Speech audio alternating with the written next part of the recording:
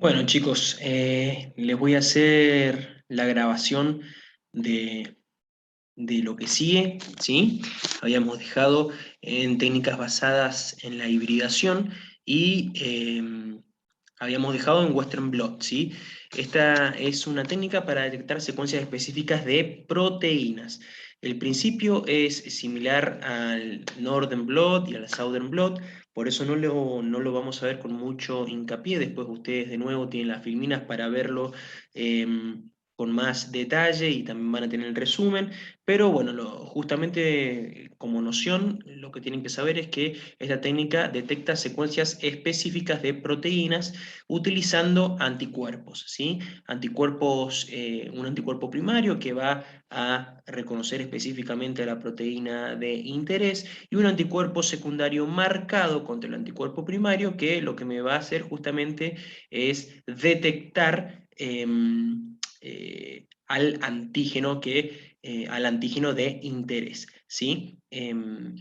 Bueno, básicamente eso con el Western blot, de nuevo lo vemos muy por arriba ahora, después ustedes véanlo con más detalle más adelante, ¿sí?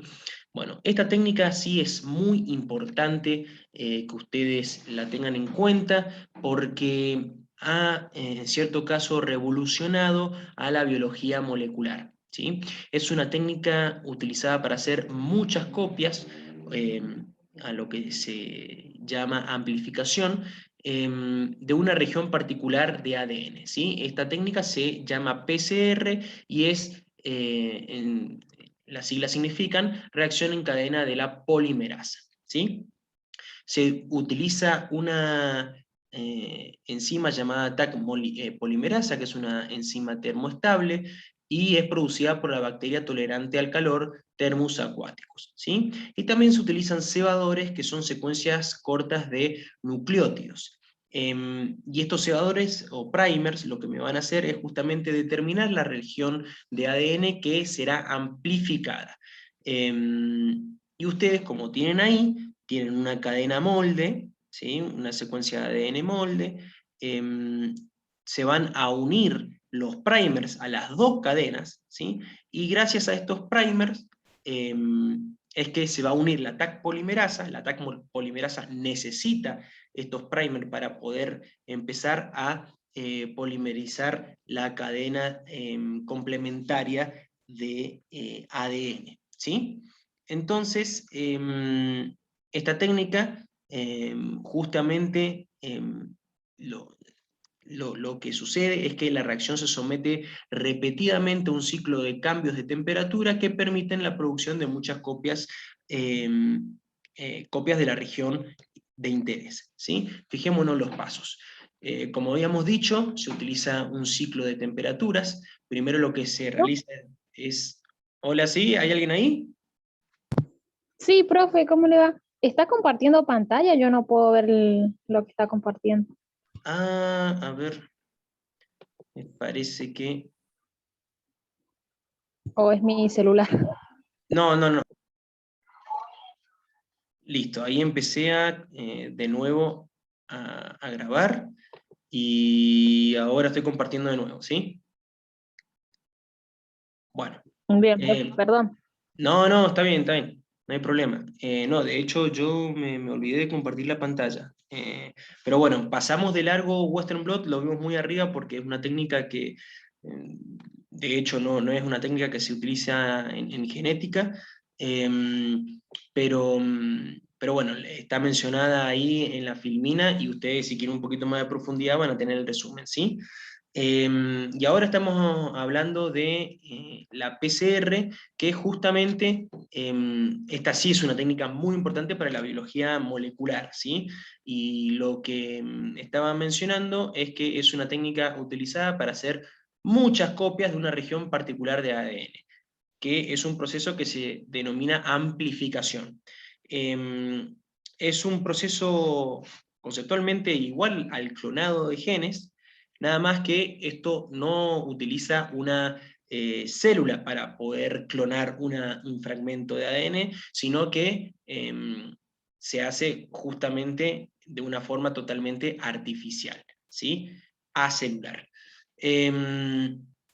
bueno, había mencionado que esta técnica se utiliza con un ciclo de temperaturas, ¿sí?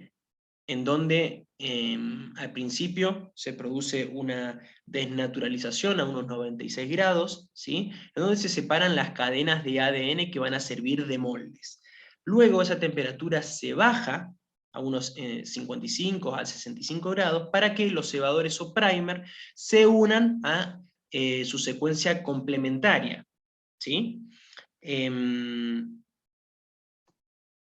A ver, lo que hace el calor es justamente desnaturalizar el ADN.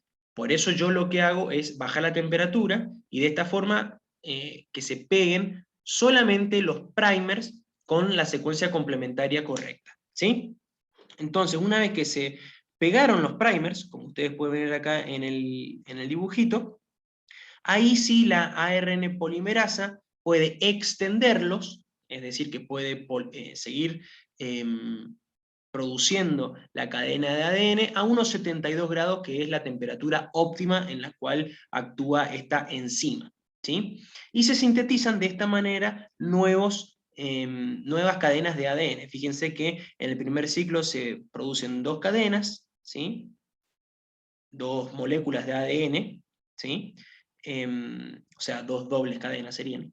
Y esto se multiplica de modo exponencial, porque cada molécula de ADN después de cada molécula de ADN se van a generar dos moléculas y así sucesivamente, ¿sí? Entonces se genera un crecimiento exponencial de solamente la región acotada por los primers, ¿sí? Los primers o cebadores me van a determinar qué secuencia va a ser la que se va a amplificar, ¿sí? Y este ciclo se repite entre 25 y 35 veces, y tengo como resultado final millones o miles de millones de copias de una secuencia en específico, ¿sí?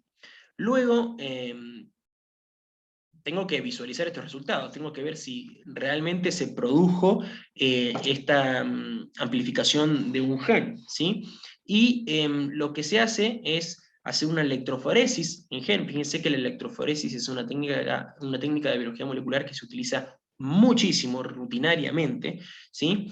Entonces, en esta electroforesis lo que hago es correr, por un lado, un marcador de ADN, que va a ser justamente un marcador de peso de fragmentos de ADN, medido por pares de bases, ¿sí? Acuérdense que los fragmentos más chicos van a migrar más rápido por el gel y van a ser los que más alejados estén, ¿sí? Por eso arrancamos con 500 pares de bases, por ejemplo, este marcador, que es la molécula de mayor tamaño, después tienen 400, 300, 200 y 100 pares de bases, ¿sí? Y lo que hago es, a la muestra que se produjo después del resultado de la reacción por PCR, lo pongo en este pocillito de acá, hago correr la muestra por el campo eléctrico, ¿sí? Se realiza la corrida electroforética y se visualiza el ADN, ya sea o por sondas, o lo puedo hacer directamente por bromuro de tidio, por ejemplo, ¿sí? Que al poner la muestra, o poner mejor dicho el gel, con luz ultravioleta va a fluorecer, ¿sí? Y como va a ser una sola región que va a ver amplificado en la PCR, voy a ver solamente esta bandita de acá, ¿sí? Las aplicaciones de las PCR son muchísimas, ¿sí? Es central en la biología molecular y se utiliza, por ejemplo, en pruebas genéticas, pruebas diagnóstico, medicina forense e investigación, ¿sí? Por ejemplo, en la PCR para detectar COVID, justamente se utiliza un tipo especial de PCR que lo que hace es, primero, como el genoma de un virus es de ARN y no de ADN, lo que se hace es copiar esa molécula hacer justamente una transcripción inversa, que es lo que nosotros vimos en la unidad anterior, en donde del ARN voy a generar después una molécula de ADN, ¿sí? Y luego sí, esa molécula de ADN va a sufrir los ciclos clásicos de la PCR, ¿sí? Esto que vemos acá. Se va a amplificar la secuencia de ADN acotada específicamente por los primers, y si da positivo, justamente en estas PCRs, que por lo general son cuantitativas, pueden ser cualitativas, pero pueden ser cuantitativas, si se generan muchos fragmentos de ADN, va a florecer esa muestra, eso va a ser detectado por un aparato, ¿sí? Y si florece por encima de un umbral, se va a considerar justamente positivo, ¿sí? Justamente la fluorescencia va a estar determinada por moléculas, ¿sí? Que se van a unir a este ADN de doble cadena, ¿sí? Y mientras más cadenas de doble cadena de ADN hayan, ¿sí? De doble cadena, más fluorescencia va a haber, ¿sí? Entonces, justamente, si tengo muchas moléculas de ADN producto de la PCR, va a haber mucha fluorescencia y ese resultado va a ser positivo. Así funciona la PCR para detectar COVID, ¿sí? Este virus que se llama SARS-CoV-2. Bueno, hay otra técnica llamada poliformismo de longitud de los fragmentos de restricción, que se basa en las variaciones que existen en las secuencias de ADN homólogos, que son sitios de cortes de enzimas de restricción, ¿sí? Estas variaciones, o polimorfismos, perdón, afectan el tamaño de los fragmentos que resultan del corte. Esto es lo que le acabo de leer textualmente de acá. Pero fijémonos en el dibujito a ver cómo funciona esto, ¿sí? Fíjense, nosotros tenemos, por ejemplo, una secuencia de ADN de una persona normal, ¿sí? En donde esa secuencia tiene tienen estas flechitas de acá, ¿sí? Estas tres flechitas de acá. El sitio de restricción de una enzima va a ser acá por el medio, y me va a generar en una persona normal 2 pedazos de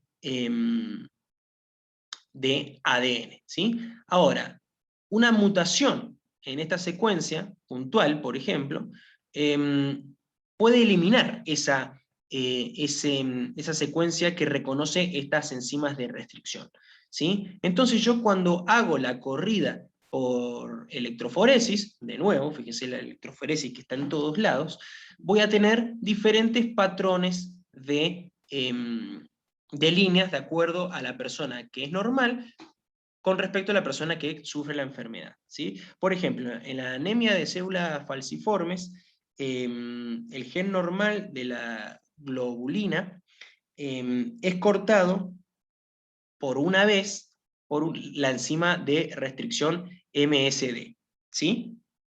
¿Sí? Lo va a cortar acá, en el cursor, por esta flechita de acá, generándome 2 pedazos de ADN, ¿sí? 2 fragmentos de ADN, el fragmento A y el fragmento B. En cambio, las personas que poseen mutado este gen de globina, lo que va a generarse es que, como va a estar mutado, la enzima de restricción no va a reconocer esta secuencia, ¿sí? Entonces, simplemente lo que va a suceder es que voy a tener un fragmento de ADN, nada más, ¿sí? Entonces, fíjense, en la persona normal voy a tener 2 fragmentos de ADN, ¿sí? O sea, acá está la correa electroforética de todo el ADN, pero después, cuando hago un Southern blot, por ejemplo, lo que voy a tener acá, voy a utilizar sondas específicas para este gen, y lo que voy a ver es que el ADN normal va a tener 2 banditas, mientras que el ADN de la persona enferma va a tener una sola bandita, ¿sí? ¿Por qué? Porque la enzima de restricción no reconoció su sitio de corte, entonces voy a tener un solo fragmento en vez de dos, ¿sí? Entonces esto ha servido para detectar justamente enfermedades en pacientes, ¿sí? ¿Hay alguna duda hasta acá? No, se entiende, profe. Bien, perfecto. Entonces, lo que tienen que ustedes tener en la cabeza es que las endonucleasas de restricción cortan el ADN en sitios específicos según la serie de nucleótidos. Esto ya lo vimos anteriormente, ¿sí? Y al existir cambios en estas secuencias de ADN en las personas, estas enzimas no van a cortar en los mismos sitios, ¿sí? Y por eso se van a generar fragmentos de distinta longitud. Y hay algunas enfermedades que tienen como particularidad que la secuencia de corte está especificada, así como por ejemplo en esta anemia de células falciformes, ¿sí? Bueno. Bueno, los pasos, esto lo vamos a ver rápidamente, de la PLFR o de RFLP, uno está escrito en inglés, el otro está escrito en español, es lo mismo. Entonces lo que primero se hace es extraer el ADN, luego se fragmenta el ADN con endonucleasas de restricción, ¿sí? Y se produce una separación, una separación por electroforesis en gel de agarosa, ¿sí? Y ahí me voy a separar los fragmentos según el tamaño. Luego voy a visualizar las bandas con bromuro de tidio más UV, o puedo visualizar también las bandas por Southern Blot, ¿sí? Esto ha tenido muchos usos para detectar enfermedades genéticas, pruebas de paternidad, mapeo génico y mutaciones, ¿sí? El problema de esta técnica es que tiene numerosos pasos y se demora mucho, ¿sí? Y el aislamiento del ADN es muy laborioso y se necesita una gran cantidad del mismo. Es por esto que estas técnicas hoy en día no se utilizan en su forma tradicional, sino que se utilizan en conjunto con la PCR, ¿sí? La PCR, de nuevo, una técnica que está en todos lados o se utiliza en muchísimas ocasiones en la biología molecular. Por ejemplo, esta técnica, que es una derivación entre la RFLP y la, sí lo dije bien, RFLP, la PCR, en donde podemos ver que se va a producir una amplificación de un segmento de interés, ¿sí? Por PCR. Luego, ahí sí vamos a utilizar enzimas de restricción y luego usar la electroforesis en gel, ¿sí? Y ahí justamente lo que tenemos es este dibujito, por ejemplo, de acá, ¿sí? En donde se va a amplificar esta región del ADN y luego voy a cortarlo con enzima de restricción para luego realizar la electroforesis en gel, ¿sí? Bien. Y variaciones, lo que usted tiene que tener en cuenta es que variaciones de secuencia provoca diferentes cortes de la enzima de restricción, ¿sí? Siempre y cuando que si esas variaciones modifican la secuencia que reconoce la enzima, obviamente. Entonces, por ejemplo, acá, esto es un ejemplo que no lo tengo asociado a ninguna enfermedad, pero puede llegar a ser, por ejemplo, una enfermedad en la cual el alelo recesivo, que sea el B, ¿sí? Sí. Codifica para una enfermedad, ¿sí? Entonces yo voy a tener este segmento de secuencia, ¿sí? Y lo voy a amplificar. Las personas que sean dominantes AA, esto ya lo vamos a ver después en la unidad que sigue, que va a ser herencia, ¿sí? Mendeliana. Eh, Ujú. ajá, Mendeliana, perdón, de Mendel, ¿sí? Y entonces, bueno, tenemos acá este gen que es dominante y tiene un corte específico para esta enzima de restricción, ¿sí? Y vamos a ver por electroforesis estas dos bandas. Luego voy a tener el alelo recesivo, que fíjense que el sitio de corte de la enzima cambió, ¿sí? Porque hay una variación de la secuencia, ¿sí? Y voy a tener un diferente patrón. ¿sí? Mientras que el organismo heterocigoto va a tener ambos patrones. ¿Por qué? Porque acuérdense, voy a tener información de A y voy a tener información de B. O sea, voy a tener las secuencias de A y voy a tener la secuencia de B. Entonces voy a tener un patrón de bandas como las que tengo acá, ¿sí? Entonces, para detectar una enfermedad recesiva, por ejemplo, el individuo enfermo va a ser este de acá, el del medio. Después, el homocigoto dominante no va a ser enfermo, el heterocigoto, perdón, tampoco va a ser enfermo, pero va a aportar la información de la enfermedad, ¿sí? Pero como es Ajá. recesiva, no se expresa. Bueno, eso igual ya lo vamos a ver más adelante, cuando veamos herencia en la unidad que sigue, ¿sí? Bueno, esta es otra técnica similar. Acá no se utilizan enzimas de restricción, pero sí se utiliza PCR y electroforesis en gel, en donde justamente se utilizan poliformismos de longitud de secuencia simple, en donde voy a tener, bueno, muchas secuencias repetidas en tándem que varían por persona, ¿sí? Esto es simplemente, se lo Profe, menciono. Sí, decime. o sea, en la anterior se utilizan secuencias diferenciadas y en esta secuencias iguales. Acá no, acá también son secuencias distintas. Fíjense, fíjate, Ah, acá tengo este individuo, por ejemplo, esta persona, em, ujú, que tiene esta secuencia de guanina, citosina, citosina repetida 20 veces, ¿sí? sí, En acá. cambio, en cambio, esta persona tiene esta misma secuencia, pero la guanina, citosina, citosina está repetida 10 veces, esta secuencia, ¿sí? Sí, ¿Lo puedes ver? sí, sí. Entonces, lo que hago es amplificar eh, esta parte del ADN, ¿sí? En donde se encuentran estas repeticiones en tándem, Sí, ¿sí? Y lo que hago después es correr de nuevo, por electroforesis, estos fragmentos, ¿sí? Entonces, este individuo que tiene repetidas 20 veces esta secuencia, voy a tener la bandita, ¿sí? Seguime el cursor acá al principio, ¿sí? sí, Mientras que este que tiene 10 veces no más repetidas, al ser voy a generar un fragmento más chico porque tengo menos secuencias repetidas, ¿sí? Va a migrar un sí. poquito más adelante, ¿sí? Y Ok, fíjate, acá tenemos lo mismo, acá tenemos no importa que no lo sepas ahora, pero es un homocigoto, es decir, que tiene dos copias iguales de estas exacto. secuencias repetidas 20 veces. Acá tengo un homocigoto porque también tengo repetidas de 10 veces en Gracias.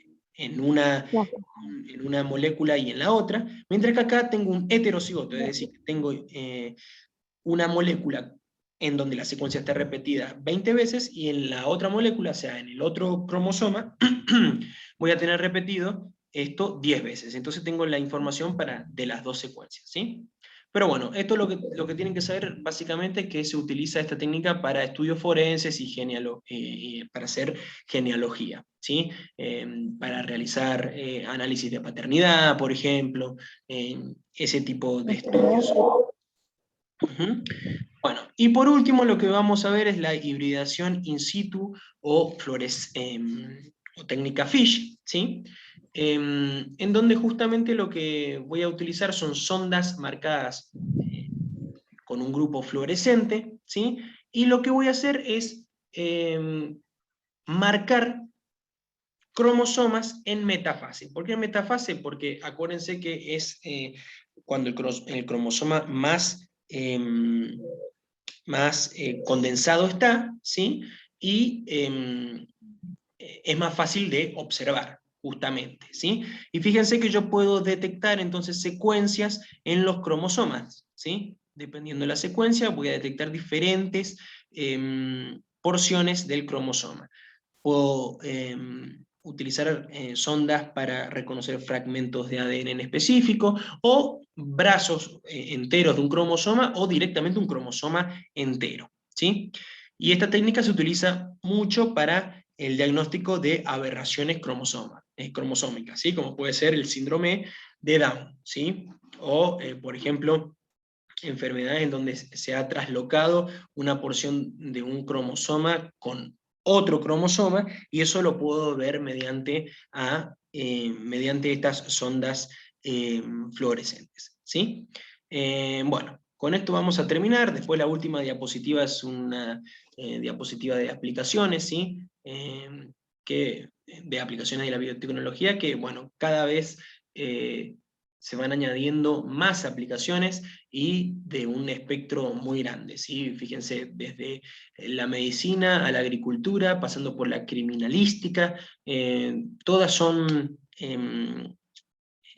áreas que se utiliza la biotecnología, ¿sí? Bueno, con esto vamos a terminar esta unidad. Yo quería dar la unidad 3 hoy, pero bueno, no... A ver, primero voy a detener la grabación.